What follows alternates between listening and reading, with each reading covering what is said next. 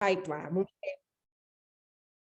When we have young people who are pushed out of academic settings, traditional academic settings, and placed in a different academic setting, a disciplined academic setting. Sometimes families remove their children from, let's say, the public arena and put them in private or parochial arenas because they're not making it in the public arena.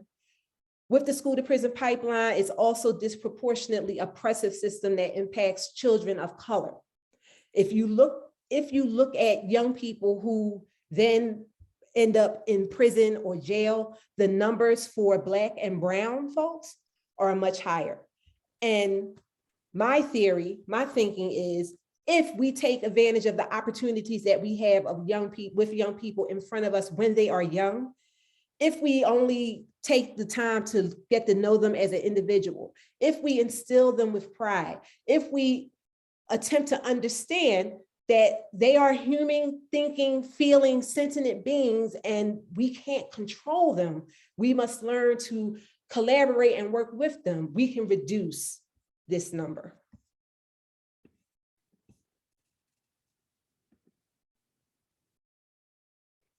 So why is this important? We feel that prisons and jails are sometimes filled by osmosis. Like adults just, grow up adults and just make all these horrible decisions. But a lot of the trauma that is associated with academics, following rules, et cetera, it starts very young. Although we understand this, even if you look back from 2011, 2012, when folks were finally beginning to understand a correlation between incarceration and what happens in the life of young people, the rates are still very high. And additionally, the use of suspension for Black students and students with disabilities decrease more slowly than those among Hispanic students and students without disabilities. So even though we understand that it's a problem and the problem is being addressed, it's still being addressed at a much slower rate for Black and brown students. And I shared some of the data in the slides. I don't know if you have access to them, but students subjected to exclusionary discipline tactics such as out of school suspension, lose instructional time, we understand that, but they also have a risk of greater negative outcomes, which includes school dropout and contact with the criminal justice system. Implicit bias, I won't read this slide, I know I'm running out of time. Implicit bias is at work. And unfortunately, we have adults in school settings that look at students who are Black and brown as more responsible for their behavior, and not responsible in a positive way, but like they're more culpable for their behavior. 2 minutes? Okay, thank you, Parkinson. So when we have implicit bias at work, we have inequity and injustice being perpetuated in classroom settings.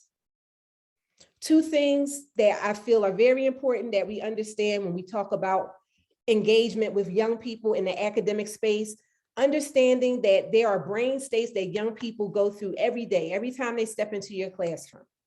We have three major areas of the brain. We have the basal brain, the brain stem. When a student steps into your classroom, do they feel safe? That will determine how they interact in your classroom.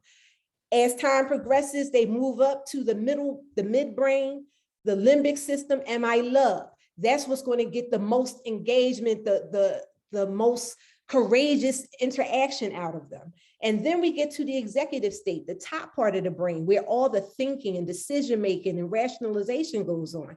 What can I learn? They have to get from the basal state to the mid state to the top state in order to be the most effective student. So that calls for work on our part to help to get them through those stages every day.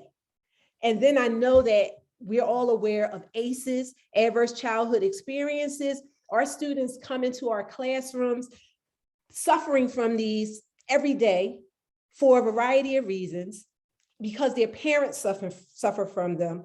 They come into our classrooms and they are impacted by them as well. And we have to keep this in mind when we engage with them around content.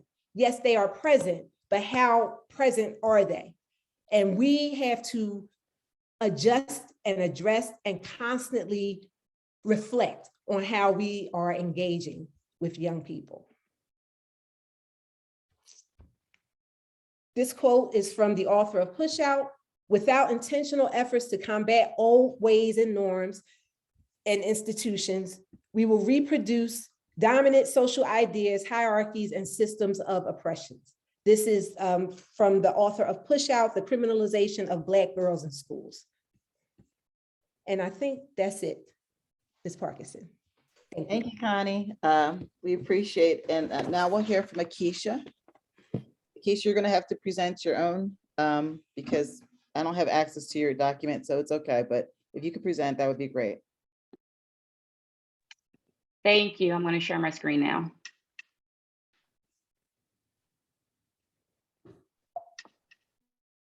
Can you give me a thumbs up if you see it? We see it. Awesome. So my name is Akeisha Washington. I'm going to be talking about JEDI teaching, and what this is discussing ways to incorporate justice, equity, diversity, and inclusion into strengthening culturally responsive teaching practices. So you've heard a summary about me, but I just want to also add that I've been a school counselor in the School District of Philadelphia. I have more than 15 years of experience in mental health and education, and I'm really big on focusing on how to create safe spaces for BIPOC communities. And I do a lot of my research focus on racial trauma and stress. So I'm going to give you an overview of what culturally responsive teaching is, right? Defining JEDI and what does cultural responsive teaching look like from a JEDI lens. And then I'm going to give you some action steps with some practices that you can do if you want to become a JEDI teacher. So culturally responsive teaching it's research-based study. Research-based practice. The pedagogy really focuses on ensuring that we're incorporating students' culture, right? Students' identity into our teaching models. It recognizes that when you incorporate cultural references into the teaching practice, the buy-in from the student is that they feel safe, they feel supported, they feel valued, right? And as you heard from what Connie was saying, we want students to feel safe. When they feel safe, they build trust. When they build trust, they connect to their teacher. When they connect to their teacher, they learn. Not only does this impact and support students, it supports teacher in the fact that it helps teacher engage in deeper reflection and deeper understanding of themselves and others. And then when you think about the perspective of families, it creates a connection between the families, the community, and the school. So I wanted to add this quote because it gets us to think about how we are teaching, right? What we know and believe about our students individually, culturally, and developmentally informs our expectations, reactions, and attitudes about our students. So if we think negatively about our students feel it. They feel that, right? They feel that in the way the lesson plan is written. They feel that in the way the teaching model is happening, and it impacts their learning. So a quick glimpse of what culture is, right? Using the cultural iceberg, culture is not just what we see. It is not just what we see, hear, touch. It's not just gender, age, language, but it's the things that are less visible. So family traditions are less visible, religious practices, musical preferences. And then it's also the not visible things, right? It's our assumptions that we have. It's our family attitudes and values. It's our personal beliefs. Now, traditional education has been about equality, right? Let's make sure education is equal. And it's tend to be generic, group-based, and making sure it's spread evenly across. And as you see from this picture, traditional education has transitioned a little to equity, right? Making our education adaptable, making our curriculum adaptable, individualizing based on learning needs, which in turn makes it fair. I'm asking us to take a step forward. I'm asking us to push ourselves to think a little bit more than what traditional education does, because I'm also getting my MBA at Temple University, and in the corporate sector, we're pushing JEDI. We're pushing justice, equity, diversity, inclusion, right? This has been pushed since the launch of the Black Lives Matter movement in 2013 in response to Trayvon Martin's shooting and murder. Now, the workforce is doing it. The department at the School District of Philadelphia who's hosting this today is diversity, equity, inclusion, right? It's everywhere for adults. Why are we not applying this to children? So what I mean by applying this to the way that we teach is that justice is creating policies and systems that dismantle barriers to resources for underserved communities. Equity creates fair access to resources, regardless of anyone's identity or status. Diversity says, I'm going to accept you who you are as an individual. And it's not something about your race, your color, your ethnicity. It's also about your gender identity, your expression of language, your sexual orientation. My biggest one is your neurodiversity, which we don't talk about enough, right? And neurodiversity is saying that I learn differently, right? And it also incorporates our mental health and understand the way that our mental health impacts our learning, which also impacts our behavior. And then with inclusion, we're saying cultivate an environment where everyone feels safe and belong. And you'll notice I'll keep saying the safety and belonging because I think it's really crucial for students. If I feel safe and I feel like I can connect to you, I'm more likely to access the curriculum and learn. So we've seen this picture, right? I've taken this picture in support of a guy named Clinic Psych David on Twitter and incorporate JEDI into the lens of what we see for education. So we've usually seen this picture, and I've showed you previously, equality and equity. We've added the reality portion that says that reality is that there are some serious barriers, right? Particularly for Black and Brown communities that impede and prevent us from accessing any resources, whether we're a child or an adult, right? We've shifted to equality, which says, okay, let's just spread the resources equal.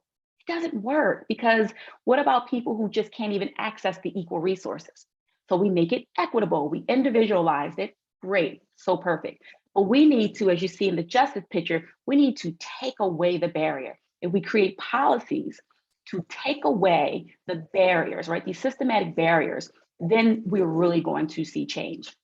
Keisha, And then take it a step further and incorporate, let's not just stand on the sidelines, right? Let's let students be a part of the learning environment. Let's include them in the learning decisions. So to become a JEDI teacher, you apply the 4 Bs. The 4 Bs are adjusting your value and belief system, right? Unlearn some things. Take action in your behavior. Use the implicit associate test that Harvard has created to really understand your own biases. But then we have to loop right back to our beliefs, and we have to readjust our beliefs based on our biases. And then we have to recognize that there are barriers that we may have, there are barriers that our students may have, and we need to start breaking them down. Here are some ways to break them down as a JEDI teacher. For justice, you can ask yourself, whose safety is being sacrificed and minimized to allow others to be comfortable in this space? For equity, we can talk about who's trying to get access to the curriculum but can't, whose presence in the room is under constant threat of erasure. For diversity, who's in my classroom? How many more marginalized groups of students are in my classroom this year that were not in my class last year? And am I celebrating them? Inclusion, is everyone being heard? And do they feel like they're safe and they belong? So just some examples of justice. If I wanted to incorporate justice in my classroom, I need to examine my own biases, and I need to develop classroom expectations and curriculum planning, recognizing that I may have biases of my own about my students. Equity incorporates and accommodates learning styles and disabilities, as well as social emotional needs, right? We're talking about the mental health and what we see in classrooms. Diversity is making sure that we celebrate all of our students and we praise each other. So an example would be, if I have 50% of my classroom that is Spanish speaking, I shouldn't be pushing Spanish speaking students to speak English. I should be supporting English students in learning some Spanish so that the Spanish student can feel included in the classroom. And then inclusion is making sure that we are incorporating student-centered, culturally mediated instruction that fosters a sense of belonging. So just some really quick final thoughts, right? We need to take a new approach to responsive teaching, and it needs to be JEDI, right? We're doing it everywhere else in our life. Why are we not doing it for our students? We need to do this with integrity. This work is hard. It is not easy, but it starts with us, it starts with you. And building these trusting relationships, the relationships of trust that students have, as Connie talked about, right? That neuroscience, the connection between emotion, trust, and learning, it does matter. And we need to create that for the students. You should have resources. You should have my slides from Michelle as well as resources. And it's pages and pages of resources to do this stuff, but I also included in the slides for your reference. And then that's my presentation. Wow, that was phenomenal. Thank you, Keisha. The next person we have is Ahmet.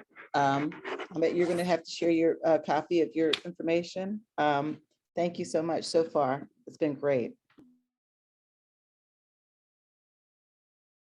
Yes, give me 1 second, and I should have it up right away.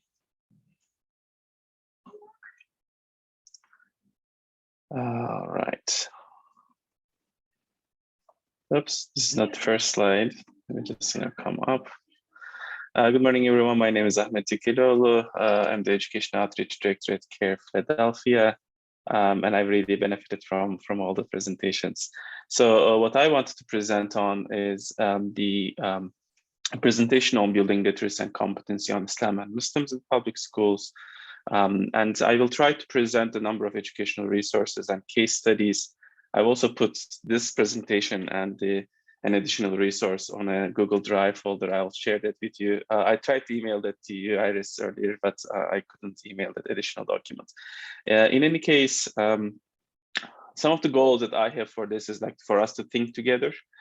Some like cultural literacy and competency around Islam and Muslims in public schools, and with specific attention to Philadelphia School District, and looking at some case studies that originate in individual, contextual, and textbook-based bias that Muslim students address, experience, and then address some blind spots.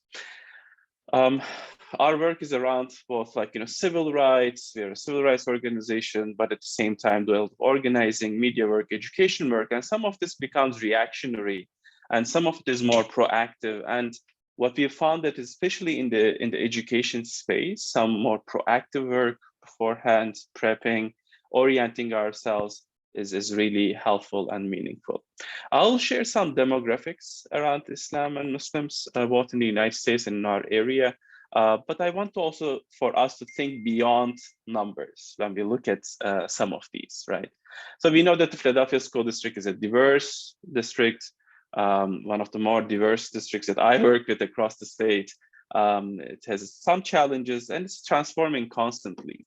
And in Pennsylvania landscape and in the United States landscape, what we have is broad anti-Muslim, anti-Jewish, anti-XYZ racism, that's prevalent. And we also have experienced what we call a mainstreaming of anti-Muslim racism, or if you can call this Islamophobia, in the last few years with leading politicians, public figures, publicly mentioning and repeating some commonly held stereotypical viewpoints around Islam and Muslims. And we have also found that Islam discussions around Islam and Muslims have become a part of the labels or the culture wars that's I think all of you are very familiar with broadly. So that is another context that informs Muslim students' experiences. Philadelphia School District is diverse, as we have said. What is important here, and the reason why I brought this up, is that Muslim students really fit in all of the categories, the racial categories at least, that you see here, right? We have white identifying Muslim students. In Philadelphia School District, the largest body of Muslim students are Black Muslim students, African American and African Muslim students. There's an increasing number of Hispanic or Latino Muslims. AAPI communities include many Muslims, and there's a lot of now multiracial Muslim students. So from a racial point of view too, there's a lot of diversity within that category. If you look at Pew, about 73% of the state is Christian, and you can see some breakdown of this across different denominations. And non-Christian faiths make around 6% of the state's population, with Islam Muslims composing about 1%, right? So that's statewide. And if you come to Philadelphia, however, that percentage will change. And there is, of course, an increasing number of unaffiliated, or what we call the religious nuns, that are there as well. This is a map of the mosque landscape in and around the Philadelphia area. As you can see, there is a huge concentration of mosques in Philadelphia. And what we can tell about the experiences of Muslim students across the nation is that in a study conducted by Institute for Social Policy and Understanding, what was found was that Muslim families are most likely to face bullying among some of the other faith traditions. And importantly, a very significant number of the bullying instances involved a teacher or an administrator, right? That was really a concerning data for all of us working with Muslim students and Muslim parents, and that's partly I think due to adults feeling sometimes even more like emboldened to take actions. In general, I'm also going to share this very briefly, that there is little understanding around Islam and experience with Muslims in general in the American population.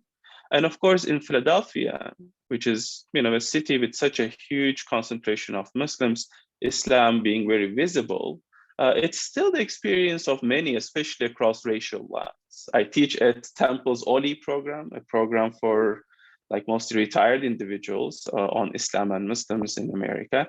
And oftentimes, the students will share saying that they've lived in the city for 30, 40 years, they've seen Muslims, but they haven't really engaged with one, right? And that's I think partly a function that, that student group is like, mostly white, and most Philadelphia Muslims are Blacks. And that speaks to the segregated nature also of our cities, I think, and a sad reality.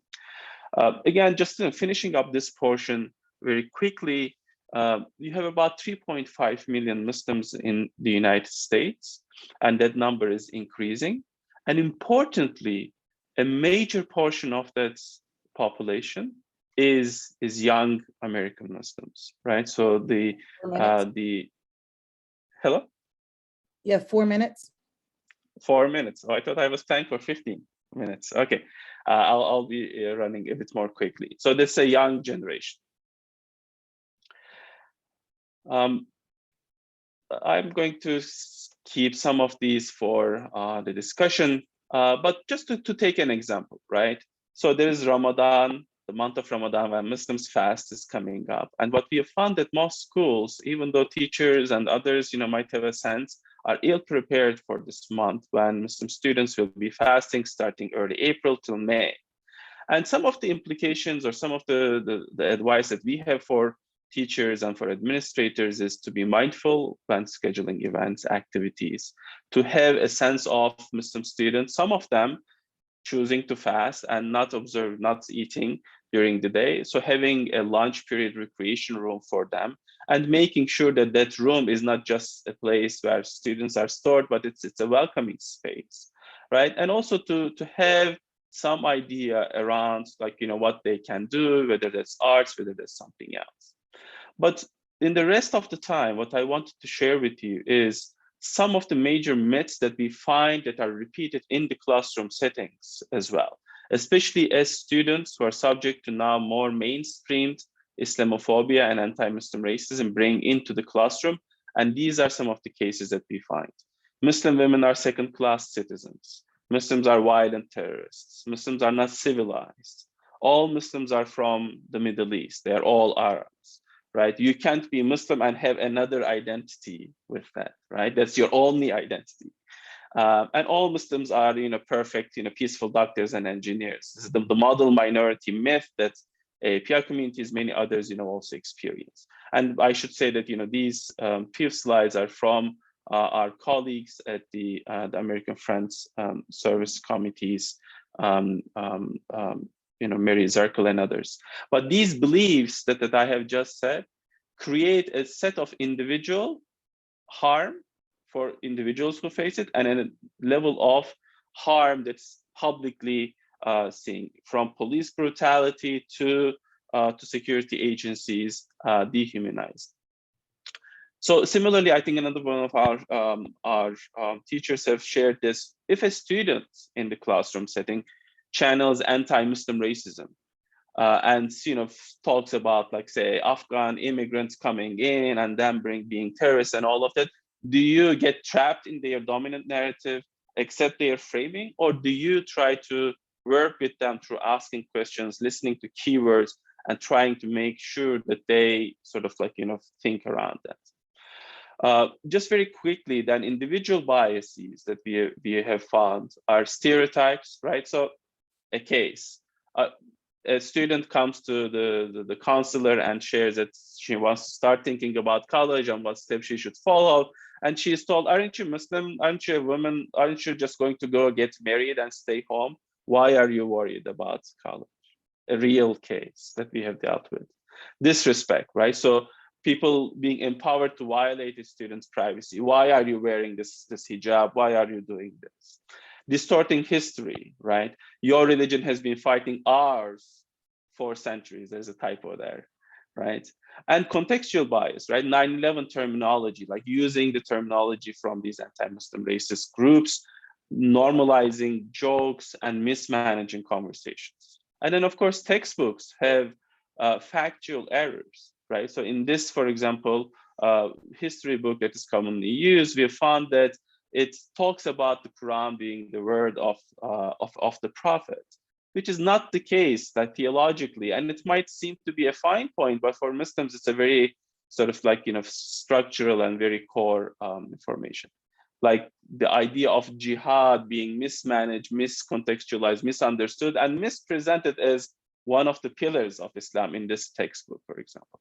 So a number of resources that we have put together around 9/11 is linked in this document. A study that I have contributed to and at Penn's Graduate School of Education called Teaching Beyond September 11th, with models and with lesson plans for teachers for different subject matters, as well as some other resources that I have put here.